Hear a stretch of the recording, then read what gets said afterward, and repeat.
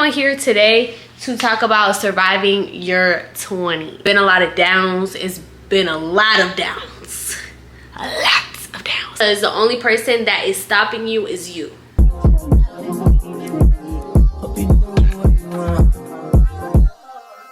What it do, what it do, what it do. Never number two, stay true to you. Hey y'all, welcome back to 20’S TV, the best TV on YouTube. So I'm coming at y'all a little different today. I'm coming at y'all with a sit down video. Before we get into the video, make sure you like, comment, subscribe, share, repost, follow me on Instagram, TikTok, everything down in the description box down below. Make sure y'all are following my nail page if you're interested in watching nail content. And I want to be booked and busy. You feel me? I want to be booked and busy real bad. I came on here today to talk about surviving your 20s. I will say surviving my 20s has been more difficult than I thought it was. I am 26 years old. Damn. I'm sorry. Honestly, it has been such a journey from the moment I turned 20 to now. Been a lot of ups, been a lot of downs. It's been a lot of downs. A lot of downs. I want to tell y'all my journey. I want to give y'all some tips and maybe some tricks to help you navigate through your 20s because it is really hard. If you're not 20 in your 20s yet and you're just about to be, just know you're in for a ride. I'm gonna tell you what I know, my knowledge, and we're gonna go from there. The first thing you need to learn to survive your 20s is be yourself. That's in life though. Why would you not be yourself? You are born you, and that's who you are. Be who you are for your pride. Be who you are for your pride. Want to talk how you want, work where you want, live where you want. Everything that you are aspiring to do, dreams, your aspirations, you create your own reality. Always be authentically you. Always, always, always be authentically you. Who you are and be confident in who you are. Just for the fact of it's like, how are you supposed to know where you want to go if you don't know who you are first? That's step one before anything I'm about to tell you. You need to know who you are. You need to be sure in yourself. You need to know your principles. You need to know your morals and your values. So by being who you are and being authentically you, that's the only way that you're going to be able to attract things that are aligning in your path. The people that surround you is also a big thing. And this kind of ties into being who you are because you are the company that you keep. As much as you don't want to think about it, and you know you have this friend that does this and it's against your morals, you have this friend that does this and against your morals and your values, it also becomes who you are at the end of the day. You might not think it is, but it is. Watch who you keep company. Watch who you keep company. Pay attention to their principles, their morals, their values. Make sure you are surrounded with like-minded people. The second topic I want to talk about is feeling behind in your 20s. This is very common, and it's a very common misconception, I would say, just for the fact that you're not behind. You're running your own race. This is your own life. You're on your own path, so you'll never be behind because the only person that is stopping you is you. A lot of the reason why I feel like this is very common in this generation, of course, I feel like this is a very common topic that a lot of people touch on, but it's because of social media. Social media has a big part to play in why a lot of people in our generation feel like they're behind. This generation is so different from how it was when our parents were, you know, younger. They were getting married at this age, having kids at this age, buying a house, starting their career. And a lot of us are not there. We're not even close to that. Everyone is, you know, like I said, on their own different paths. But I will say, a lot of the time we're upset because why am I 26 years old and I'm not rich yet? Why am I 26 years old and I'm not fill in the blank? Why am I 23 years old and I'm not fill in the blank? Filling standards that, you know, is very common with people our age. This is your first time at life. This is your first time at life. You're experiencing everything that you're experiencing. This is your first time at life. So, one, be easy on yourself. Don't be so hard on yourself because sometimes us as people can be our own worst enemy. Be easy on yourself, babe. This is only your first time doing this life thing, and this is also only your first time in adulthood. You think about it. When you're entering your 20s, a lot of people, this is not everybody's story, but it's very common. You're getting out of high school, you're graduating high school, you're going into, you know, college. You might be staying on campus, you might be still living with your parents, but you are experiencing freedom that you didn't have when you were younger. You are now your own boss. You are now your own, in a way, parent. This video, this girl was talking about how basically it's almost like, you know, when you're an adult in your 20s, the beginning is like when you're an infant, you're a baby. You're 1 year old. You're 21, you're 1 year old. Like, you've never experienced being an adult. As you get older, so I'm 26, I would be 6 years old. You know, I'm still not knowing anything that's going on, as far, not even not knowing, but I'm not experienced. I don't know much. You know, the way you learn things in life is from experience. Life will never be easy. Never. It will always be challenges. It will always be obstacles. Also, I forgot to add, everything happens for a reason. Everything will happen in your life for a reason. It will happen when it's supposed to. So sometimes you might feel behind. Sometimes you might feel like you don't have everything together, and that's okay, because you might not have it together now, but you might in 5 years. You don't know what your future has to hold. So don't be so hard on yourself. You know, you set goals, but not everything has a time. You can try to set a time, but at the end of the day, you don't control things to that extent. You can't control it. You can have that goal, but at the end of the day, it's not going to happen when you want it to happen. You have to have that acceptance to it, that not everything will happen when you want it to happen. So the next point I want to talk about is, it's okay to change your career. It's okay to change your aspirations. It's okay. Now let me tell y'all a little story. So literally when I got out of high school, which was, I graduated when I was 17.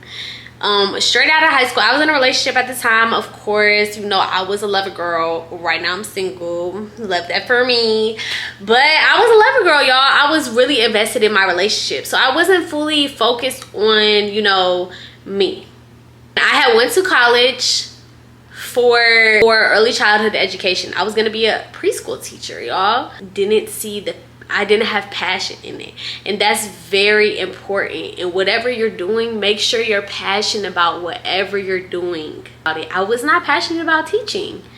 I was taking an art class, and let me tell you where I realized it. I was in the class for my major, was I think it was a health educational class. Everybody in the class was just so excited, and they talked about how much they love kids. It was just like, not happy. And I was like, I can't go into a career like this if I'm not even satisfied in school for it. And I've only been in school for this was my second semester in school. I was like, I can't live my whole life and I can't invest all this time, and I'm not even on the path I want to be on.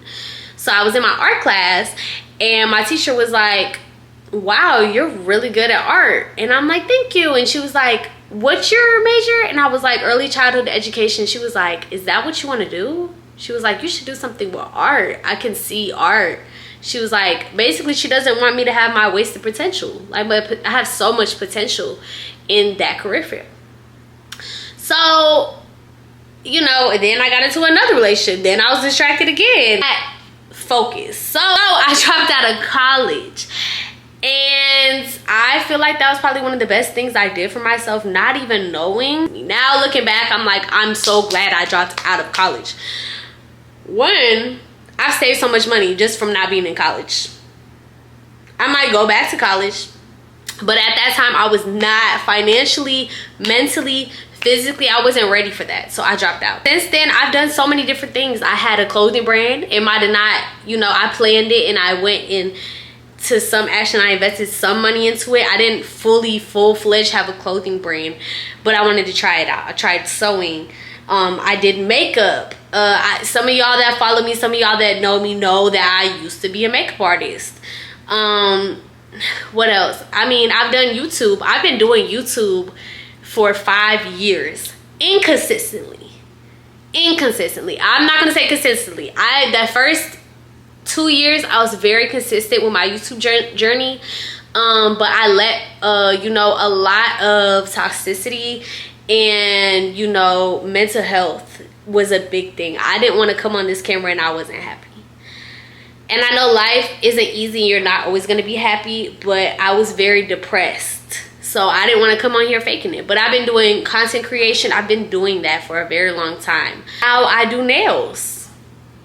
I love it. Like, and I've always wanted to do it. Don't talk about it, be about it. Because for a long time I would talk about what I wanted to do and I wouldn't do anything. I would just have hopes but no ambition behind it, no drive behind it. I would just be like, yeah, I want to do nails one day, but I'm not even looking up how much all the material costs. I'm not even looking at nail videos to see different techniques. I'm not even looking at things that's gonna help me get down that career path. So if you want to start doing something, do it. You can always, if you really want to do something, you'll figure it out. You'll figure it out exactly how you can do it. I'm telling you. If you really want to do it, you're gonna do it. Period. You have to. I love editing videos. I love recording videos. I love the process of content creation. But I have been through a lot of heartbreaks, like I just said. But avoid it if you can. You don't need to be in a relationship. You don't. I'm sorry. I hate to be the person. I hate to be the bearer of bad news. But you don't need to be in a relationship, babe. You don't. And that's okay. That's okay. You don't need to have a man. You don't need to have a woman. You don't need it. You don't. You do not need it. About it, how much energy and time you put into somebody is not worth it. Now, will I say, oh, don't get in a relationship? If you feel like that person is for you, go ahead and do what you feel like is best for you. That person's for you, because that could be your soulmate. But if you know damn well that person is not for you, stop wasting your time. Because why do y'all love being toxic in this generation? That's not cute. Why would you want to be in a toxic relationship? Why would you want to be with somebody that is draining you? Why? Don't do it to yourself. And this is coming from somebody who was in very toxic relationships. Very toxic. And I wasted some of my 20s on those relationships. Years of my life on somebody that I don't even speak to now. Avoid it if you can. It is best to stay single though, because you're focused. You're so focused and you're locked in. Baby, I'm locked in. I've been single since 2020. I'm very much locked in. Trust. I'm locked in real bad. Y'all, my light died, so I'm sorry if it looks a little different. Maybe it look better. And I keep changing the angle of my camera. I'm sorry. But good relationships will build you up when you're ready, and it should all happen when you're ready. That's all I'm saying about relationships. I will get into a whole video of relationships if y'all want me to. I'm thinking about doing down/podcast videos. I know bitches hate podcasts nowadays, so I want to label it podcast, because y'all just be getting so mad about somebody sharing their opinion online. Like, people haven't been doing it for years and years and years. But I digress on that topic. Ooh, that's the next topic. That's the next topic. I'm sorry. I don't want to be a Debbie Downer right now. You will get depressed. You will have anxiety. You will be stressed out. And that's just a part of it. I have gone through depression so much in my 20s. So much, y'all. It is such a journey. Like I said, it's a lot of downs. It is a lot of downs, but there is a lot of ups too. Sometimes it be more downs than ups, and it's just a part of the journey. It has been, I can't even tell you how many nights I have laid in my bed and cried myself to sleep. Like, not even trying to do too much, but it has been very depressing. Because let me tell you why. And a lot of times you're not realizing why it's so sad and depressing. It's because you're going through change. And change is really hard to deal with, and it's very hard to cope with. It's very hard to navigate through, because you don't know who you are sometimes when you look in the mirror. You don't.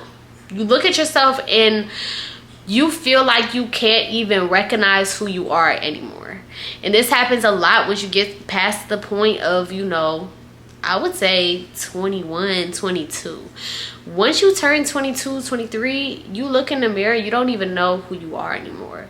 You're not that same teenager. You're not that same. You don't even have some of those facial features anymore. Your teenage features start to go away. You feel like you don't know who you are. And I think that's probably the hardest thing that I've had to deal with, is not knowing who I am. Looking at myself in the mirror and not even recognizing who I am. And it's hard because it's like, you know, you think you know yourself. You think you know your aspirations. You think you know your goals. You think you know your personality. You think you know what you like, and it changes instantly. Because you're growing. You're maturing. You're realizing some things that you used to like, you don't like no more. Especially once you get past the age of 25, baby, and your frontal lobe is developed. You don't even like to hang out with the same people you used to. You don't even have the same type of friends you used to. You don't even like to do the same activities. You don't even like to listen to the same music. You don't like to eat some of the same food. It just changes. It just changes. It's almost like when you are growing up and you, like, for example, I've looked at old videos and pictures of me and I'm like, who is that girl? I miss her. I want her back. I want to be that Rails again. Baby, you're not. You're not. You're mourning the old you because you're somebody else. You don't even know it yet. You're completely different from who you were. You have to realize that you're not going to ever be that person again. And it's hard to deal with, but it's kind of good because you have to think about the bad that came with some of the old habits and the old things that you had. Like, you're never going to be that person anymore. You have to let her go. Think of her as somebody else that you don't even know anymore. Self-care is very important in your 20s. And it is important because you are helping your mental health more than what you know. Do not scroll and spend hours of the day on TikTok and Instagram and get brain rot. Don't. Because I've done it. I'm not going to say I never did. But the moment I started to watch informative videos, sermons, reading books, things that's kind of aligning with things I want to do, I feel more fulfillment from every day that I wake up. Do journal, take a walk. It's like literal simple. It seems like it's simple, but I know it's hard, especially when you're depressed, because when you're depressed, you don't even want to get out of your bed. You don't want to not do anything all day but sleep and cry. So I get it. Trust me, I get it. Now, this is not a therapist video.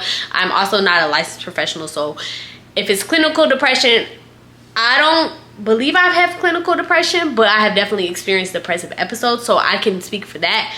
But journal, tend to your mental health.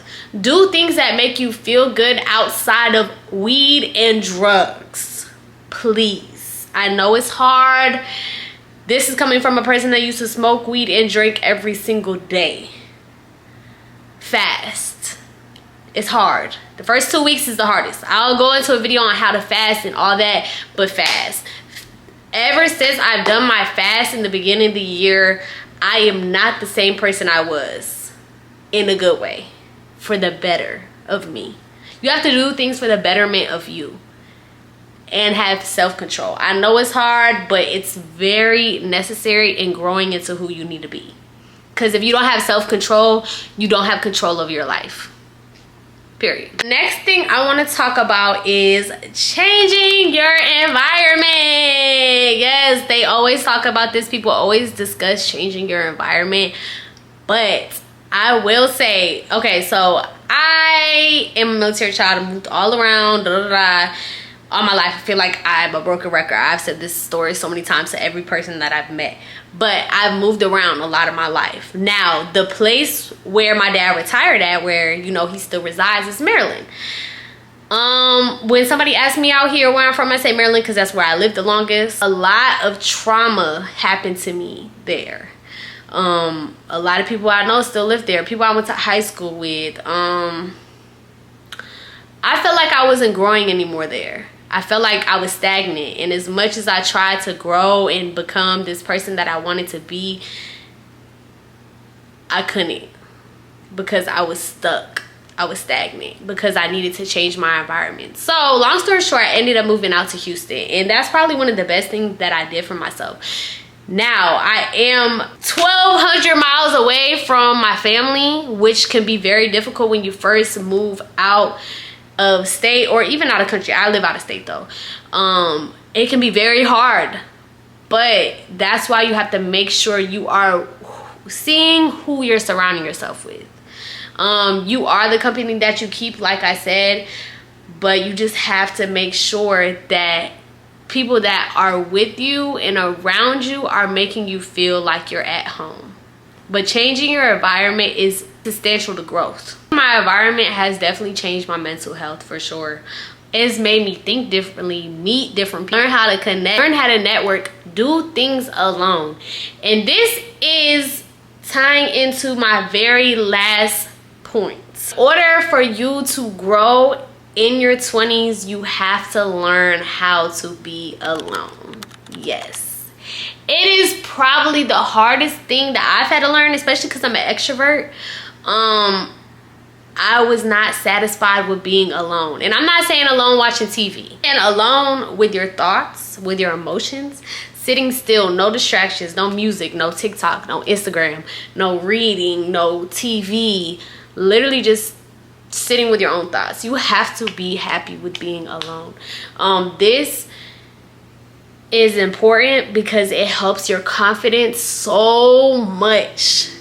It helps you love yourself because you enjoy being alone. I've always lived with people all my life. I grew up in a house where it's 5 people in the dang house. 5. Too many people. Too many people.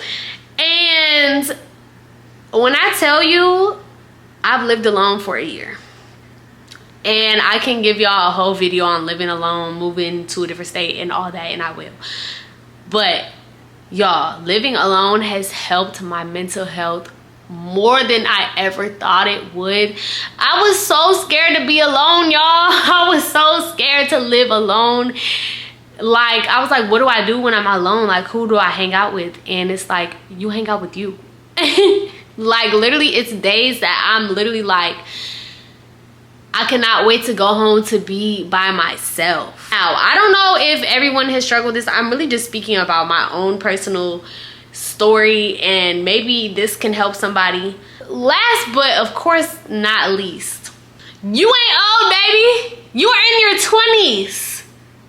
So if, first of all, these 17-year-olds, 18-year-olds, 19-year-olds, you tell them you 26, they be like, you old. No, you're not, baby. You just mature. Aging is like wine. Wine, the older it gets, the better it tastes. The more expensive it is, you grow. That's just a part of life. So don't let nobody think you old, baby. You in your 20s. And even when you get in your 30s, you still ain't old. The heck? I don't know where this misconception came from, but baby, you're not old if you're 20. In your 20s, your mid-20s, your late 20s, you're not old. You're literally in your 20s. That's still young. That's still young. Once you hit 50, you're old. Not even, you're older. Once you hit 70, you're old. So my bones ain't cracking. I'm youthful. I don't got no wrinkles. I don't got no white hairs. I don't got no grays, baby. I'm not old. My body look good. This is my prime, really. This in my 30s is gonna be my prime. I'm 26 with no kids, baby. I'm not old. I'm blessed and I'm grateful. Another video, y'all, or maybe podcast. I don't really know what to call this. Sit down with Rails. I don't know, but thank y'all so much for watching. I'm definitely gonna do a different video talking about moving to Houston, things you need to know, and all that good stuff. My journey so far. Thank y'all so much for watching. I really hope I helped somebody with whatever I said today. The rest of y'all day, thank you so much for watching. I love you so much. And yeah, I'm gonna see y'all next video. Bye.